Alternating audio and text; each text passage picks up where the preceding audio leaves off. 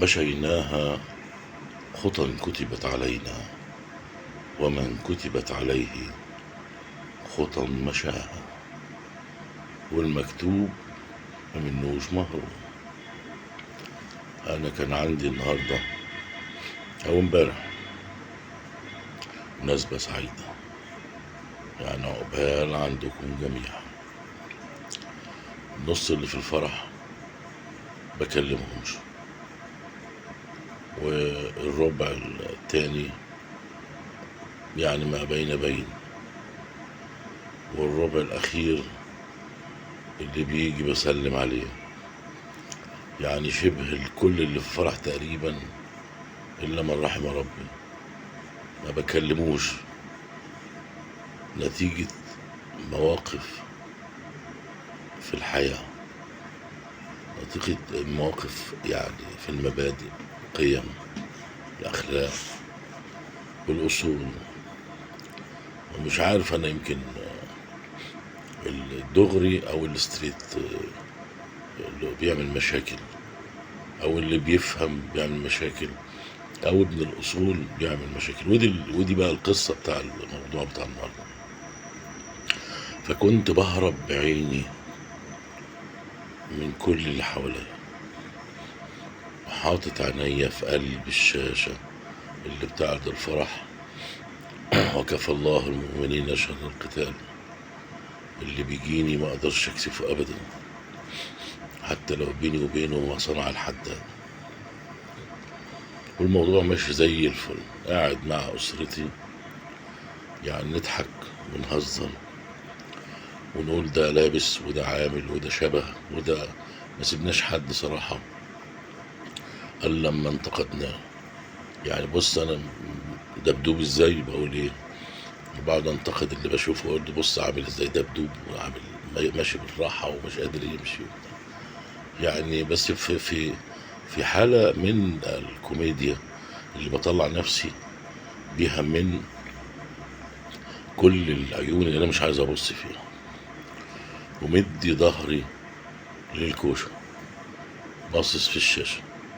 ولادي بيتفرجوا شمال ويمين وينقلوا لي الصورة عن طريق البث المباشر، وانا قاعد معاهم وبنهزر وخلاص. هربت وتمام، سلمت على العروسة والعريس،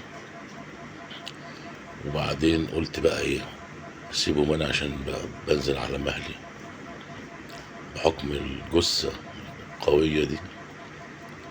وبعدين نزلت السلالم، قاعة كانت في تاني دور، نزلت لغاية الدور الأرضي اللي بتطلع على الشارع.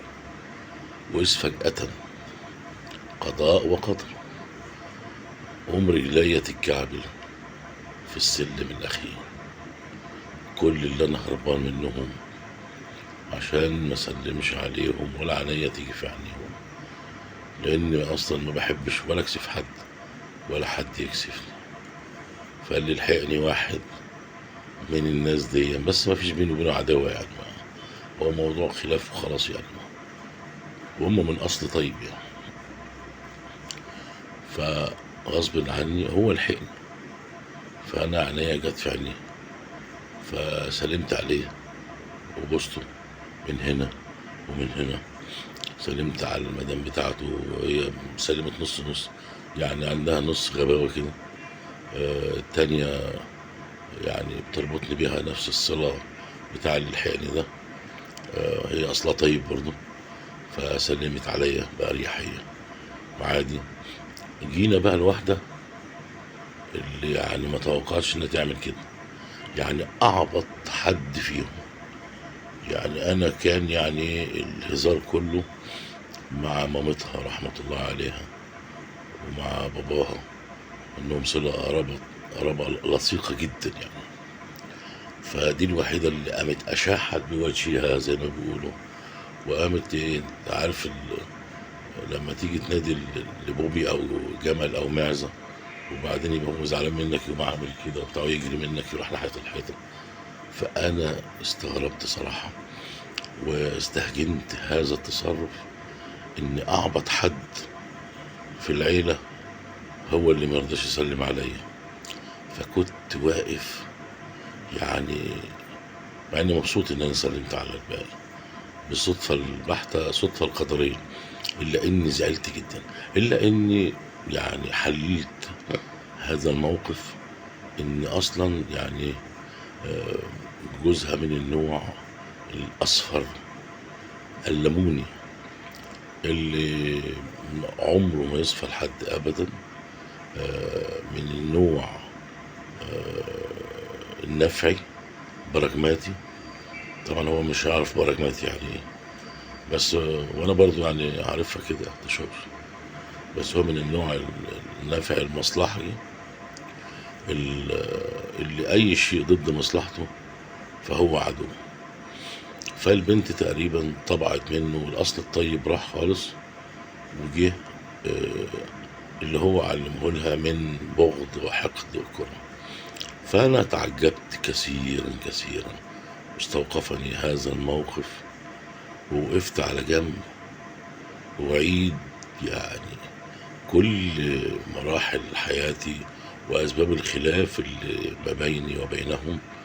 وولادي واقفين منتظريني الناحية المقابلة، وأنا لسه بفكر في الموضوع. يعني يا ربي، أنا قاعد أهرب طول الحفل، حفل الخطوبة ده، من الأعين والنظرات والسلامات، وده هيسلم وده مش هيسلم، والتوقعات المرئية وغير المرئية.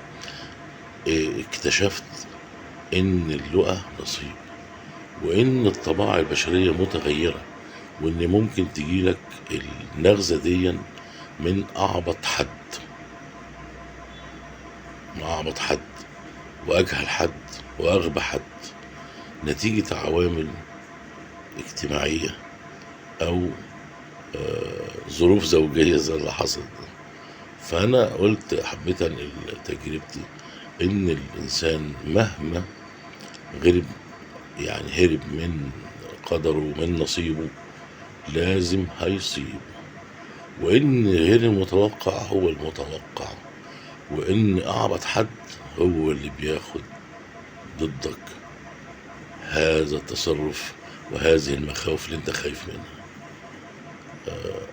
كل سنة وانتم طيبين وعقبال عندكم.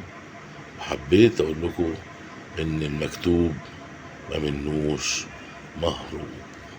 كان معكم خالد فضل من منزلنا العامر بإذن الله، والسلام عليكم ورحمة الله وبركاته.